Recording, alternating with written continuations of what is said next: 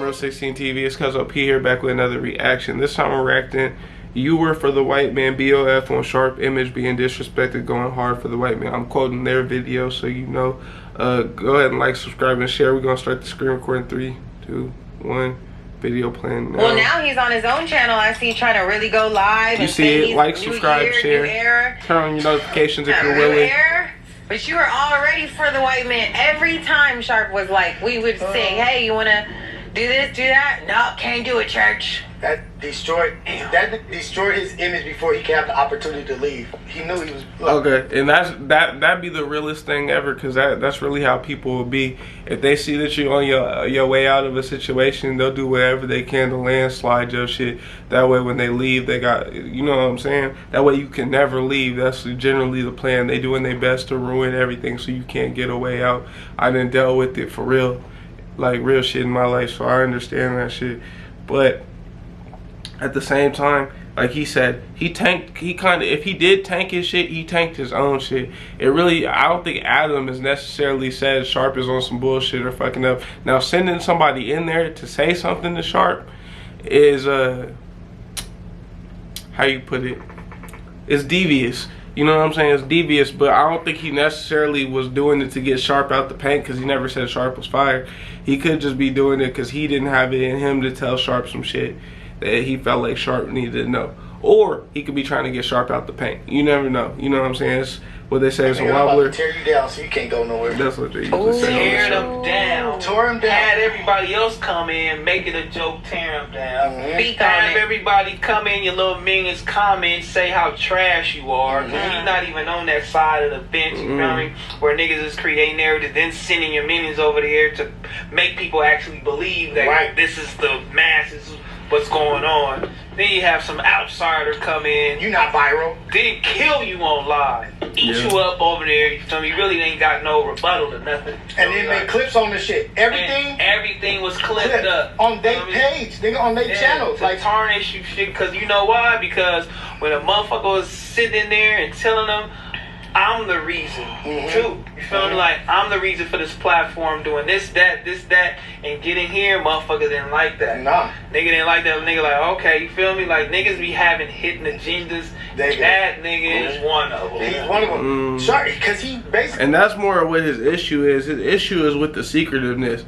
I'm pretty sure if somebody came to him, I don't know, like Flacco, and be like, hey, bro, I'm finna do my own channel, but it's not gonna interfere with this channel, I doubt the nigga would care.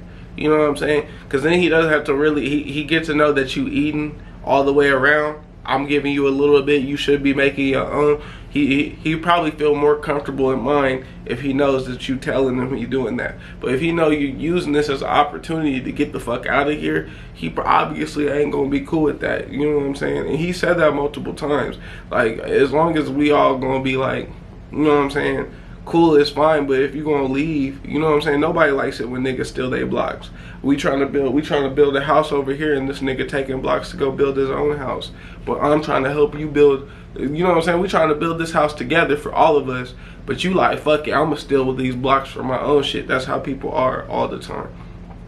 He didn't want to see another nigga leave and become successful. Yeah.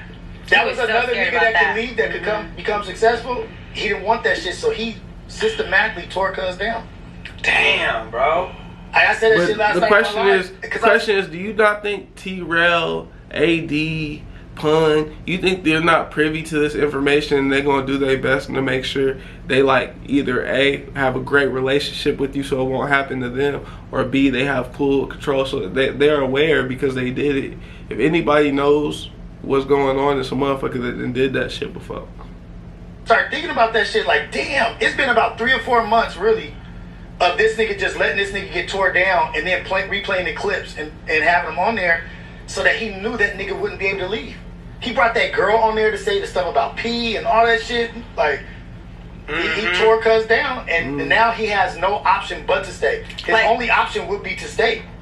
What else? Nobody following Cuz. Like, AD was... Oh, are y'all trying to say damn homie was a purposeful torpedo towards him? Like, damn homie, even though she said she was a fan of Sharp, do you think that she was actually, like, alright, Adam was being strategic this time, and he was like, alright, I'm gonna send AJ AJ and them was basically the cleanup. But you know what I'm saying? He was trying to get everybody out the paint with that one, because who the damn homie talk shit to? She talked shit to Brick, and she talked shit to Sharp. He probably was trying to originally keep DW and shit until that argument. Not to speculate too much, mind you, this is all speculation. Just hear me out. I'm like, the damn homie thing was probably the kamikaze Brick and Sharp at the same time. You talk shit a little bit on Sharp, but she kept falling through because she kept saying, I still like, you know what I'm saying, I like Sharp personally, but she's saying shit on other channels about it. Then, ironically, she attacks Brick Baby 2, she attacks Compton Raider. Like, she attacks specific people that almost seems like these were people that Adam necessarily don't completely want on the show no more. I think the Compton Raider shit came in later on because, like, he realized how loyal Compton Raider was. Like, Compton Raider was for No Jumper, so now he like, all right, my bad, bro. If you can figure out a way, you can get back on. He realized how loyal Lush was, because Lush went out and started his own channel and still wanted to come back. So it's like, let me keep Lush.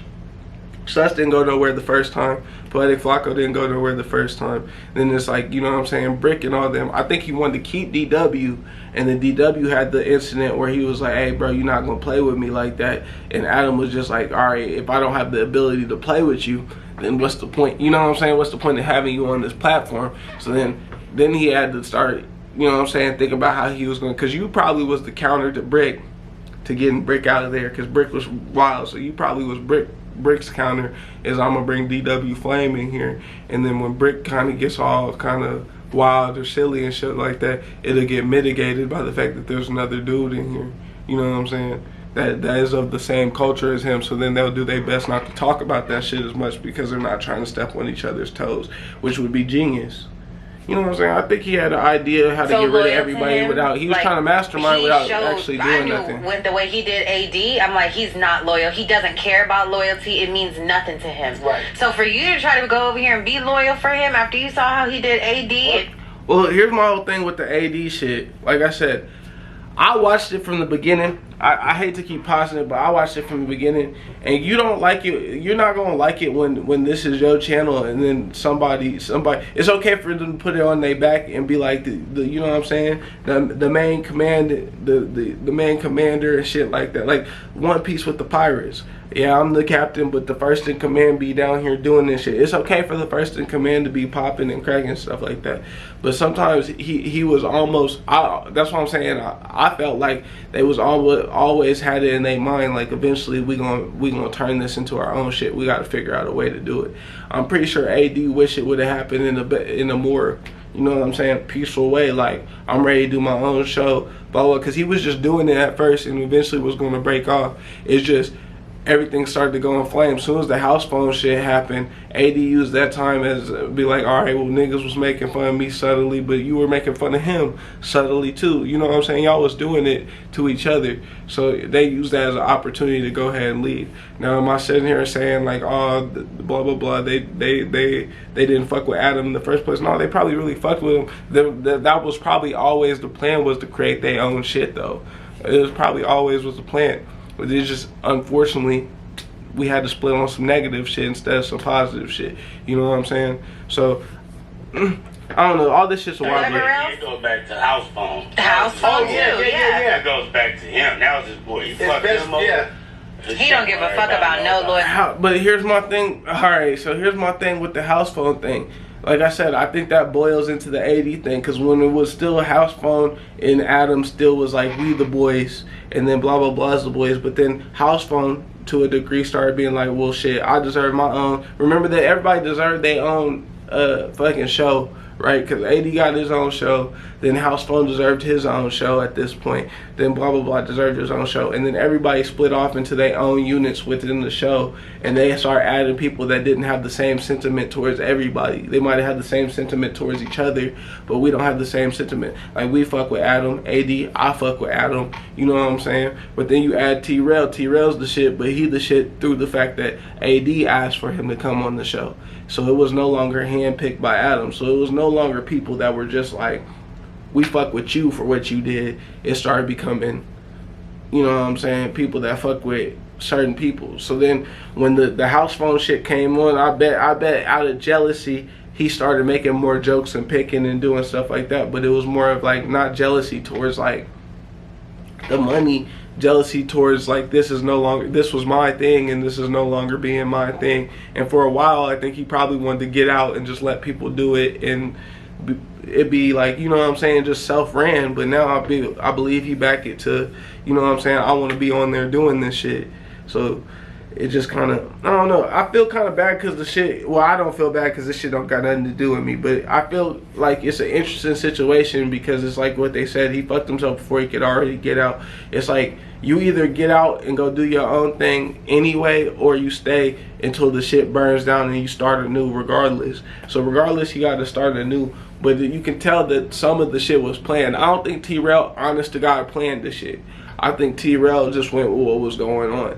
Do I think Pun, honest to God, was like No Jumper? No, but he was already saying fuck No Jumper for months before they left No Jumper. So it's one of them things where it's like, I don't think DW or Sharp or any of these people are even going through the same thing as them, because when Sharp was originally probably sitting there listening to him, Sharp was like, nah, I'm just gonna stay here, because Sharp had no plans of being a podcaster before he went on No Jumper. AD already wanted to do kind of this shit.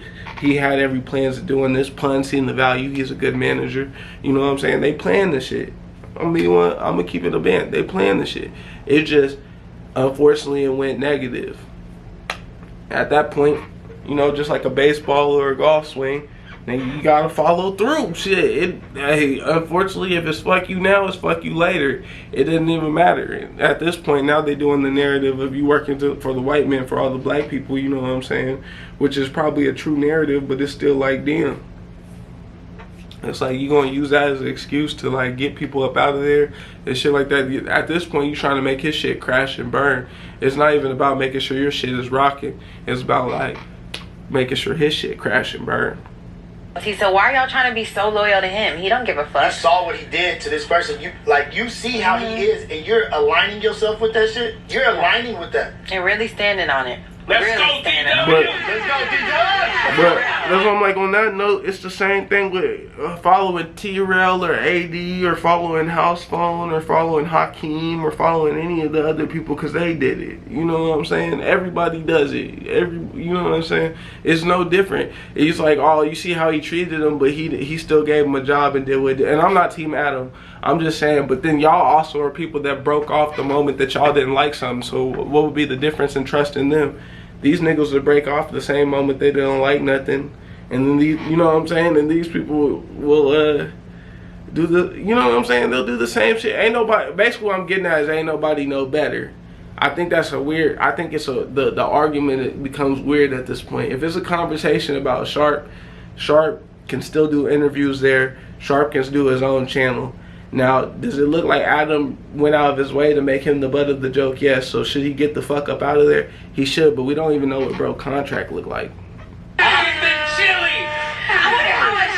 He might be stuck. He could be stuck. It could be nothing about him. Yeah, I know that's right. I should have did that shit. Niggas are trying to offer me chili. That's the play right there. I was telling niggas no. You were. That was the play. That nigga Jack came, he like, man, that nigga wanna give you up. And I was like, instead, you were going to Josh, bringing Josh deals and all kind of shit. I was like, it's not gonna make sense because the little nigga, who is he? Yeah. But I was like, nah, I ain't gonna do it.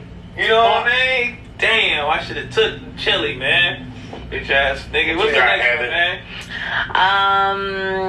High Power said Rio's going for MVP this year. Believe for that. Sure. Believe that. Ace Boy 909 Dino said late to the party. That goofy Sharo said Smack's P ain't official. Let's get to that. He said Smack probably was just dropping him off without knowledge. Who is who? I don't know. Talking about Sharp, I think. Sharp said what? Oh, that goofy Sharp said Smack P ain't official. Fuck you gonna say yeah. somebody? How you gonna say that? The fuck out of here, boy. Oh, you're pimping? Yeah, man, I ain't finna go back with you with that fake jury you got caught with, nigga, at the motherfucking pinball, nigga. Quit playing with me, nigga. I was at the pinball in 08, bitch ass nigga, with real pieces on, nigga.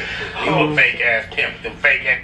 Well, I'm gonna end it right there just because I feel like I talked a major amount in this video, and also I don't feel like his image is getting disrespected as much as they trying to draw the image of his shit getting disrespected. Yeah, he drew a bad end of the stick on the whole situation. Yeah, Adam could have been trying to kamikaze him and get it, because now I ain't gonna lie to you, from this video, it does look like that. It does look like AJ and them was coming to sweep it up. Like, they used Damn Homie as the original, and then they had AJ and them come sweep it up and talk shit to him to his face to a degree. Like, they were overly prepared. And AD said they got to thank you for it. So he knew what he was doing, and I'm not saying he's right for that shit, but I ain't gonna lie to you.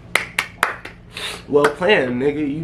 You did your best to have your ducks in a row. I can't even lie to you. You basically did the job, because now it's like Sharp either even if he stays on there, he's not gonna get as many views because we already been downplayed him all the way down to where he don't matter. There's things that he could probably do to make back, but he not gonna get the same views as if he go out on his own at this point.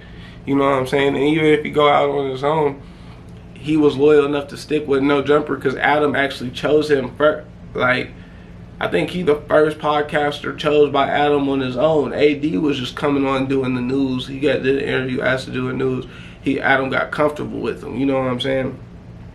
But Sharp, he actually picked him out. And AD was actually there for the first purge because he was there with a group of people, and they all left because old girl them got in a drunk argument with OT Genesis. That was the original group of people, and then most of them left. And then it was the second generation with that'd be AD, t-rell, Sharp, and then House Phone, who done made it through hella generations of the shit. They didn't win, and then that, you know what I'm saying, then that group left. Now it's like Strictly Sus, blah blah blah, all these people. And it's just kind of like, this was going to keep happening. I think now at this point, we're highlighting regular shit that he'd already been doing at this point. And that's why I'm like, I'm not even picking a side. It's just more interesting to observe, I guess. But go ahead and like, subscribe, and share. Holler at me later. Bye.